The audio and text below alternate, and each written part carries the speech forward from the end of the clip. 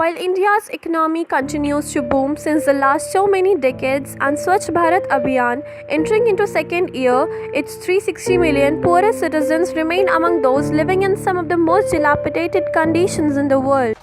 मकसद क्या है आने का यहाँ पे? हमारा मकसद ये है कि एटलीस्ट लोग अपना नाम लिख सके, कॉन्फिडेंट रह सके, अपना काम पढ़ सके, जो भी है किसी और के पे निर्भर ना रहे। ये हमारा मेन मकसद है। शिक्षा बांटने के लिए। शिक्षा बांटने के लिए। तो ये अभियान जो चल रहा है, ये कब से चल रहा है आपका? ये अभियान तो काफ़ी दिनों से चल रहा है, आई थिंक साल। अच्छा, आपके यहाँ हमने सुना है कि कुछ गरीब बच्चे भी पढ़ते हैं। जी मतलब कितने बच्चे हैं जो आप पढ़वा रहे हैं बच्चों को, क्या सुविधा दे रहे हैं, आप कुछ बता देंगे? 40 बच्चे हैं तकरीबन। 40 बच्चे हैं, 40%, हाँ 40% बच्चे हैं हमारे स्कूल में, और उनके लिए अलग से एक बिल्डिंग है हमारे पास। टीचर प्रोवाइडेड है, they are learning free of cost, उन्हें बुक्स प्रोवाइड होती है, और एज सच फीस की कोई बैरियर नहीं है, और they can come in any dresses. ये भी नहीं है कि यूनिफॉर्म में ही आना ज़रूरी है। अब मेन प्रॉब्लम क्या है जो स्कूल नहीं आ पा रहे हैं बच्चे? ये लोग पढ़ना तो चाहते हैं, लेकिन इन लोग के पास रोज़गार की कमी है। रोज़गार की वजह से ये लोग कहीं बाहर पढ़ने की चाहते भी हैं, तब भी वो जा नहीं पाते, क्योंकि उनको रोज़ी रोटी चाहिए। अभी मैंने वहाँ पे बात की तो वो कह रहे हैं हमें काम इतना रहता है, हमारे छोटे छोटे बच्चे हैं, उनका पालन पोषण करना है, हम कैसे पढ़ें, हमारे पास समय ही नहीं है। अच्छा, इनको सरकार की तरफ से कोई सुविधा नहीं है? सर सुविधाएं तो सब हैं, लेकिन क्या है कि उसका मिसयूज़ किया जा रहा है। जैसे कि टीचर्स, गवर्नमेंट टीचर्स तो है, बट वो उसका अच्छे से ध्यान नहीं दे रही है, वो सिर्फ सैलरीज ले रही है। लाइक हम लोग कल गए थे जहाँ स्लम एरिया में, वहाँ देखा गया कि 2 टीचर्स आपस में बैठ करके मतलब बात कर रहे हैं, बच्चे उधर साइड कहीं भी खेल रहे हैं, कुछ भी कर रहे हैं। तो ये मतलब गवर्नमेंट की तरफ से तो सब चीज़ है, बट वहाँ के टीचर्स उसको अच्छे से फॉलो नहीं कर रहे, वहाँ के रूल्स जो मेन होने चाहिए। तो आप इनको इनकरेज करती हैं? जी, हम इनको इनकरेज कर रहे हैं। इवन ये जो है each one teach one, it's only about कि हर इंसान लिटरेट हो, एटलीस्ट उसको पता चलना चाहिए कि वो किस चीज़ पे साइन कर रहे हैं, क्या चीज़ है उसके सामने जो कि दूसरा बंदा पढ़ रहा है। यहाँ पे 50% बच्चे हैं जो कि बहुत अच्छे से पढ़ना चाहते हैं, लेकिन पढ़ नहीं पा रहे हैं, और यहाँ तक यहाँ के जो उनके पेरेंट्स हैं वो भी पढ़ना चाहते हैं, पर क्या है उनके पास इतना काम है कि वो उसको छोड़ करके कहीं और नहीं जा सकते, और उसके साथ उनको अपने बच्चों का ध्यान भी देना है, उनको देखना भी है कि वो क्या कर रहे हैं, क्या नहीं कर रहे हैं, खुद का भी ध्यान रखना है कि हमारा हर काम टाइम से हुआ कि नहीं हुआ। तो उस सब में बहुत उलझ गए हैं, उनको टाइम ही नहीं मिल रहा है कि वो खुद जाके पढ़ सकें। The slums have become the indispensable and dark side of our country which we can't boast of. Slum can be defined as a residential area where the dwellings are unfit for human habitation by reasons of dilapidation, overcrowding, lack of ventilation or sanitation facility, and having drinking water facilities in unhygienic conditions. It's so ironical that Lucknow slums are the abode of lakhs of people whose work makes the lives of its better off citizens easier and comfortable, but they themselves are forced to live in worst of conditions. They don't even have to access a basic need like functional toilets, breathing indignity and infections in their daily lives.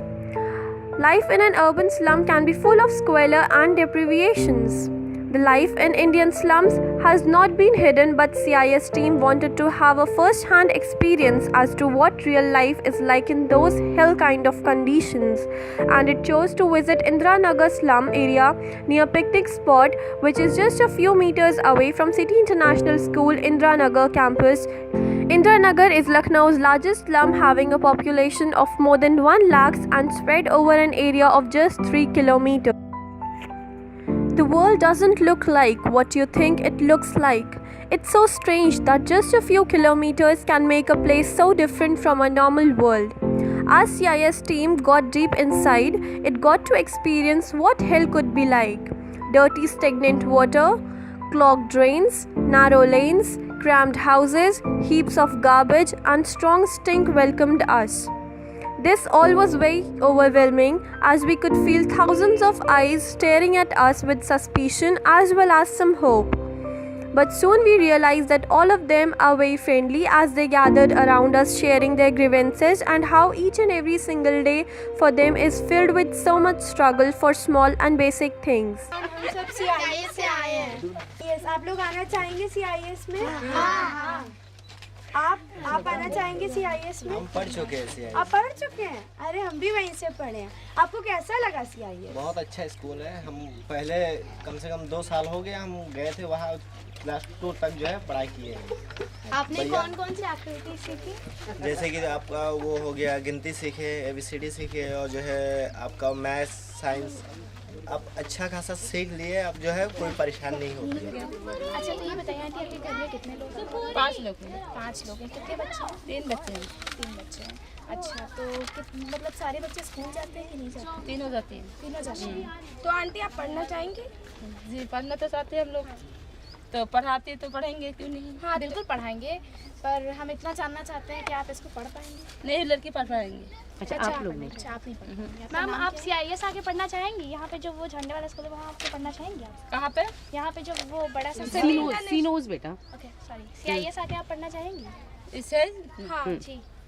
पढ़ना चाहेंगे तो ऐसा है 4 बजे तक से 5 बजे तक जा सकते शाम को पढ़ना चाहेंगे, हाँ, है ना? हाँ। शाम को आप आके पढ़ना चाहेंगे या यहाँ पे पढ़ना चाहेंगे? यही पे पढ़ाते तो बहुत अच्छा होता है। अच्छा, लेकिन यहाँ और है बहुत आदमी, सारा आदमी है। अच्छा तो इकट्ठे 10-20 आदमी एक साथ पढ़ना चाहेंगे? हम लोग पढ़ाएंगे तो हाँ पढ़ना चाहेंगे, पूछ लेंगे, बात कर लेंगे इसे। अभी नाम लिखना आता है आपको? नहीं, कुछ नहीं आता है। कुछ भी नहीं आता? नहीं, हम लोग को वही करती है, अंगूठी देती है। अच्छा तो आंटी आपका नाम क्या है?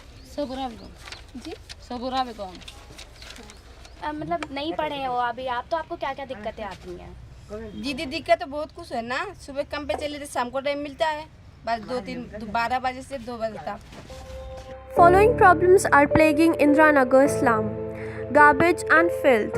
We could see dumps of garbage everywhere.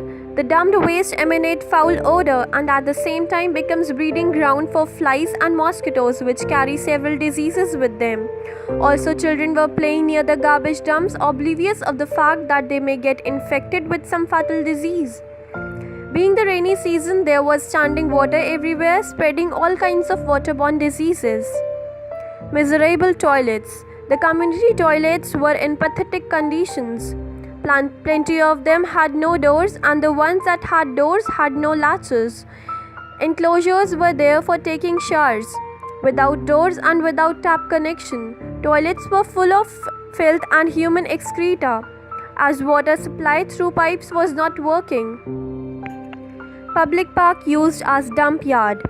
It was a piece of barren land filled with water and garbage everywhere, and that's why all the dingy lanes littered with rubbish were the playing ground for children. Cramped houses. It's difficult to even imagine the living conditions of the houses there unless and until you actually experience this nightmare. आप लोग को पढ़ना है? हाँ। तो आप लोग CIS आ सकते हैं? हाँ। आपको कितने टाइम तक? 8 बजे। हम भी 8 बजे। अच्छा, तो आप लोग स्कूल क्यों नहीं जाते हैं? इसको पहले जाते थे। क्यों? अब क्यों छोड़ दिया? स्कूल खेलने चले गए थे, तो इसलिए नहीं जा पाए। अच्छा अगर हम लोग मौका देंगे आप लोगों को पढ़ने लिखने का तो आप लोग तैयार हैं सब पढ़ने लिखने के लिए? उसके एडवांटेजेस, उसकी क्या बेनिफिट्स हैं आप लोगों को पता है ना? अभी देखो दीदी आपको बताएंगी, बताइए रिद्धिमा, टेल देम। देखो, अगर तुम लोग पढ़ लिख गए तो तुम कुछ बन भी सकते हो, अच्छा कुछ बन भी सकते हो, संभाल सकते हो। हाँ, पढ़ सकते हो, लिख सकते हो। अगर कुछ साइन करना पढ़ाएगा नहीं तो तुमको कोई आसानी से धोखा दे सकता है। हाँ, देखो मैं एक बार एक लेडी के पास गई थी और वो मान ही नहीं रही थी। फिर मैंने उनको सारी प्रॉब्लम बताई, सब कुछ बताया, सब कुछ बताया। देखो प्रॉब्लम क्या थी, कैसी थी।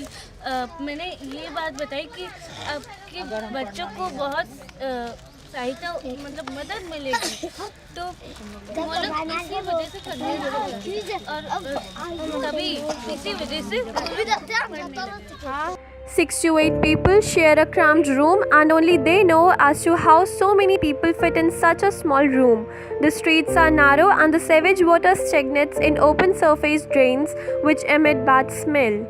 The main motive of City International School to visit the slum was to encourage the residents towards education so that they are literate enough to act as a mature and responsible individuals. Subscribe करें हमारा channel ONN news और अधिक ताज़ा तरीन खबरों के लिए बगल में बने बेल आइकन को प्रेस करें।